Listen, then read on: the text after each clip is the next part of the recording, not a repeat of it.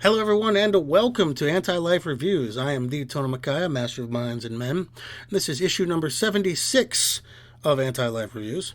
After something of an easy month for myself, some shorter, simpler comics, I'm going to end it with something a little heavier, though not long. It's a dense comic about the history of Marvel Comics, called What Else? Marvels, which had 4 issues and a special 0 issue that ran from June 1993 to March 1994. I know I'm going to enjoy this already, so let's go ahead and get into it. But you know what I'm going to say before that. Subscribe, like, add me on Instagram under Demon Peaks for daily Twin Peaks memes. I want the channel to be my focus, so hit subscribe and help me out there.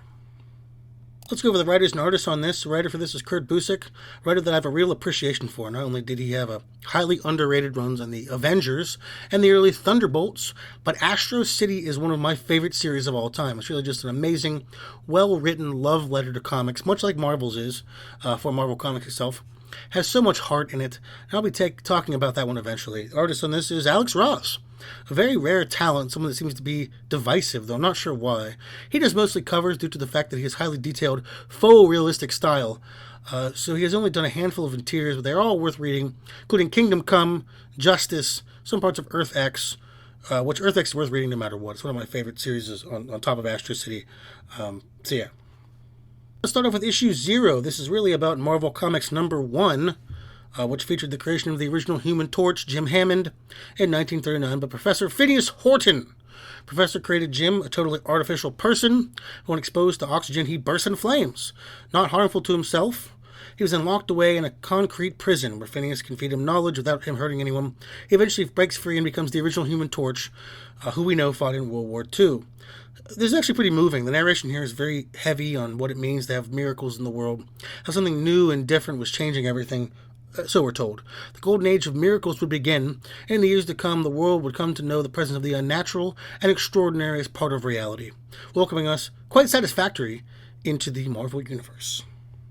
Issue number 1 proper. Every issue is framed mostly from the narrative perspective of reporter Phil Sheldon. Starting in 1939 onwards, pretty much everything that goes on will be centered around him and his life involving the so-called Marvels. So we see Phil and other reporters along with his fiancée Doris in 1939 at the first awakening of the Human Torch, a feat barely believed, this new man. Not long after, another unbelievable being appears, bulletproof, half-naked, horrifying, Namor, the Submariner. He attacks the police, he scares the people who hear about him. New York is changing, and it's not long until these new superpowered beings come to blows. Human Torch, Namor, fighting in the skies above New York. It's described like a glorious aerial ballet, dangerous, beautiful, and thrilling, but not for the runs in the thick of it. No, it was carnage and destruction and confusion down below. The action was so fast, so frightening, but in time, these two great enemies came to an unsteady peace. That's only temporary, as the Submariner's fury will not be contained, and he floods New York's harbor, and Phil is, of course, there to catch the epic battle between the Torch and Namor. But it's not without consequences. Phil is injured by some falling debris and loses an eye. Thankfully, he isn't dissuaded by this. Not only does he get married, but we find out the Pearl Harbor bombing has happened, so World War II is in full gear. All about Captain America, who shrugs off bullets and bayonets. He brings hope to the troops. Phil joins the war effort as a correspondent, where he sees more than he ever could, the invaders, led by Mr. Captain America himself, helping the war effort in front of him to end the issue. An incredibly hopeful, if not a little busy opening. We learn a lot about Phil and his life, how the Marvels are changing things. Lots of emphasis on Namor, the Human Torch, and later Captain America. It really gets a sense of grandeur and scope. Really good opening with just a few small faults, mostly being pacing and some slightly boring dialogue. We get lots and lots of cameos in this, not just from the obvious Cap and Bucky, but the Angel, Electro, Marvel of the Age, Popeye is being interviewed, Nick Fury before the eye loss, Clark Kent and Lois Lane are inexplicably in here, and J. Jonah Jameson, but they can't call him that because an unnamed Spider-Man editor got pretty pissy with them using Jonah, but it's clearly him. He's in this book a lot, actually. Issue 2, this one we have a dual story, the story of the Marvels and the story of the Mutants. So I'll go over them separately to present the parallel. The Marvels, it's the 60s now, so World War II has long since ended, and the birth of the Marvel Universe as we know it is in full swing. Hear about the birth of the Fantastic Four, the return of the Submariner, and of course, the rise of the Avengers, namely Captain America, Iron Man, the Wasp, Giant Man, and Thor. Phil reports on all of it, this giant opera, the greatest show on earth, as he calls it, and this sparks something in Phil. He wants to write a book based on these experiences. To help prepare, he asks for writing duties at the Globe, not just photography work. He covers such events as Alicia Masters' sculpture exhibit. She dated the Thing for some time and makes works on the Marvels. He covers the introduction of the new Avengers like Hawkeye, Scarlet Witch, and Quicksilver. The battle between Stiltman and Daredevil for some inexplicable reason. And the courtship and wedding of Reed Richards and Sue Storm with Fantastic Four, among the various people most in costume, and Clark Kent and the Beatles are also there for some reason. What a grand tapestry. On the other side, we have the mutants. The X-Men and their ilk are presented very differently than that of the Avengers, Fantastic Four, and others. They're not people who get their powers from vague and mysterious ways, but genetic dead ends, or worse, genetic overlords, our futures made flesh, tomorrow calling for our extinction. When Phil interacts with the X-Men, the brief moment he does, they are thought to have injured some workers, but of course, in fact, they were saving them. It's tense, and Phil fears what they represent. A sentiment echoed by his neighbors, his friends, his co-workers. Anti-mutant sentiment is everywhere, with people in his neighborhood ostracizing and ousting people who they think are mutie lovers. It's revealed Phil's 2 daughters have been harboring a mutant child in their basement. The parents thought it was a stray dog. She's intensely deformed, a mutant to look at straight away. Her parents had abandoned her. They cannot deal with being outcasts for her. While Phil has an internal struggle, the fear of mutants are helping a small child. We then see Professor X's famous debate with Dr. Bolivar Trask, creator of the Sentinels, and things go poorly. Sentinels turn on Bolivar, and Phil's neighborhood turns into a monster to do on Maple Street, and slightly a race war, actually. In the end, everyone sees the fools they have become, how their hate and ignorance soured them, and forever tainted their neighbors.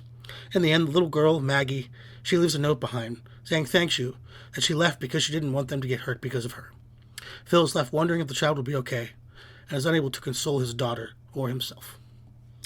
The Marvels part. Mostly fun, slightly boring. We've seen Avengers fight people like the Black Knight and Radioactive Man, the Chinese one, not the Simpsons one. We saw Norman Osborn hanging out at the Masters exhibit, which is cool, among others. Jackie Kennedy and Jackie O were in the elevator with Phil for some reason. Thanks, Alex. It was fine. It was more of a contrast than anything, but the Reed Sue wedding picture is astounding. I mean, I've not talked about the art really, but it's incredible. Every page, some of the face shots can be a little off, but that's my biggest gripe, and that's not really much of one. The mutants part, outside of the slight tone of relating the mutants to the Holocaust, which I didn't like, but I can say at least Phil was in World War II, so there's something to that, whatever. Beyond that, I want to relate to something I had mentioned in the Twilight Zone episode, The Monsters Do on Maple Street. And I'm going to read Rod Serling's epilogue to that episode. I think he presents the feelings about this better than I ever could. The tools of conquest do not necessarily come with bombs and explosions and fallout. They're weapons that are simply thoughts, attitudes, prejudices, to be found only in the minds of men. For the record, prejudice can kill, and suspicion can destroy, and a thoughtless, frightened search for a scapegoat has a fallout all its own, for the children and the children yet unborn. And the pity of it, these things cannot be confined to the Twilight Zone. Issue 3. Relationship between the Marvels and the people have grown tense, with scandals, mind control schemes, and seeming hoaxes around every turn. Tony Stark is at the center of a lot of this brouhaha, being called to speak to various Senate subcommittees, while the public love for the Avengers wanes. Even an Atlantean attack does nothing to spurn public distaste for Earth's mightiest heroes. Phil is working at the Daily Bugle with longtime reporter Ben Urich. The Bugle itself is part of this distrust, painting Spider-Man a menace at every turn. Phil has a bit of a crisis of faith, as his book can't get off the ground, and he wonders, what really are the Marvels? Are they as he used to see them? Or has the shine come off and he's seeing them as they truly are? None of these questions get an answer as something happens, something dramatic, something apocalyptic.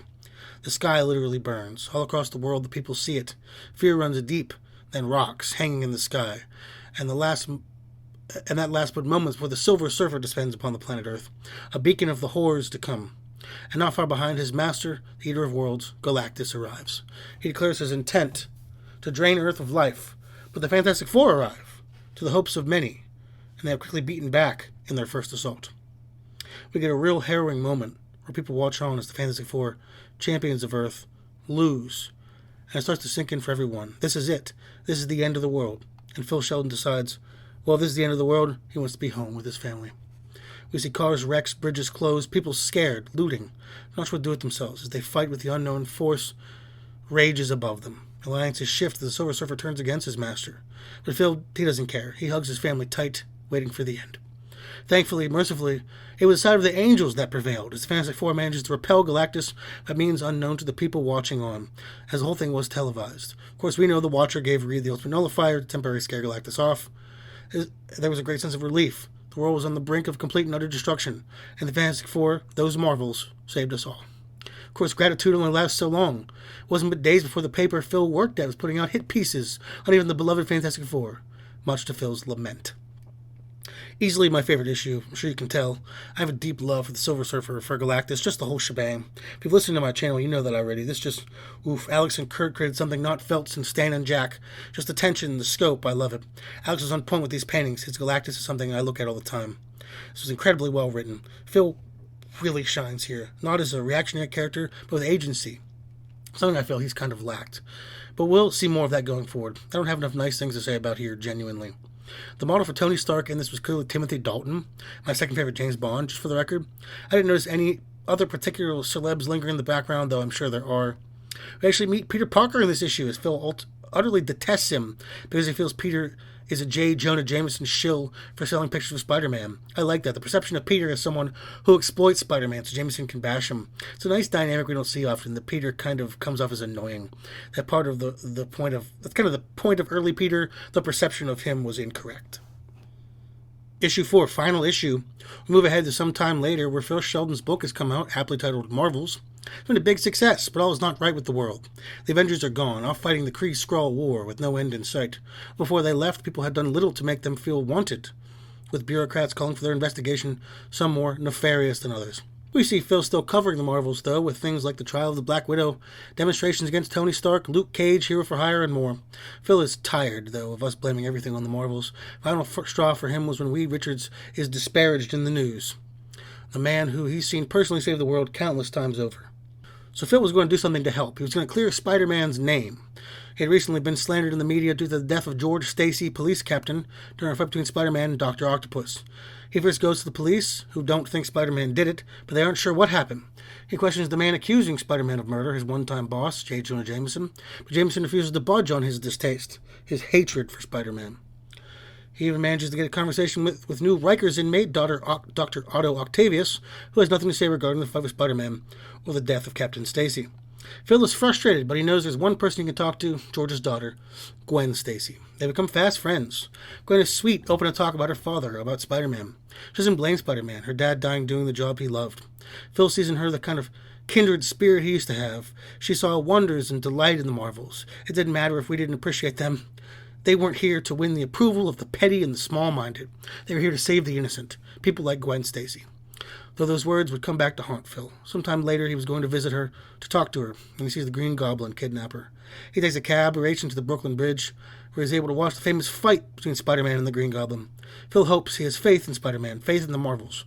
But he watches the Goblin throw Gwen from the bridge. He watches Spider-Man web her. He hears her neck break from the force. In the end, the Green Goblin dead. Gwen Stacy dead. Spider-Man broken emotionally, as is Phil. In the end, Phil decides to retire, with one last photograph of Phil, his wife, and a nearby paperboy. And with that, we say goodbye to the Marvels. All the stuff with Gwen was really moving. There's a scene with her in a rainbow, and just her sweetness, her intelligence, her bright-eyed wonder. They really sold me on Gwen for the small amount of page time she gets. Just solid storytelling. Luke Cage here was great. He just looks and acts great, all that attitude. Paperboy at the end is Danny Ketch, who becomes Ghost Rider. Also, this comic confirms that every politician is a Skrull, which would explain a lot. My overview. So this was great, obviously. And, for anyone who isn't a huge Marvel nerd and knows all the history, you can pick this up and enjoy it. And you might be sparked to find out about all these events that are talked about. Because it references a ton of events. I just did not have the ability to be an annotation here for it. You can do that research yourself. But even if you are a huge fan, it might get you to find out about something you didn't know in the long history of Marvel. It's got a lot of meat on it. There's a lot going on. I tried to give just the bare bones. I know I gave a lot more than that because I got so invested in it and wanted to share it with you. But please, if you have a passing interest in comics, read this. It's so fun, so sweet. Alex Ross's art is incredible here. My big complaint is his faces can be a bit off, especially background characters, but his sweeping, big, beautiful pieces are staggering. The writing is good, with each issue feeling more like an entire contained story. Kurt's understanding of history and how to weave it all together is masterful, something I scarcely see anymore in comics.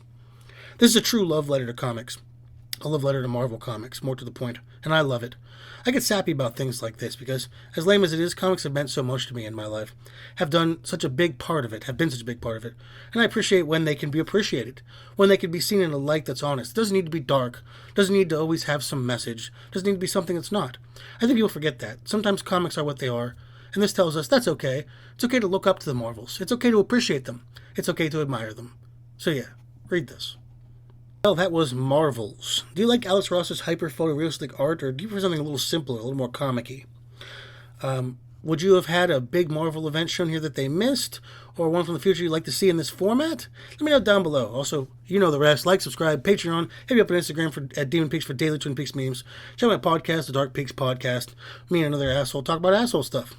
Next month, I'm doing a full month about comics based on movies. First I'm starting with The Mask. Well, this has been the Totem Micaiah, Master of Minds and of Men. Thank you very much, and goodbye.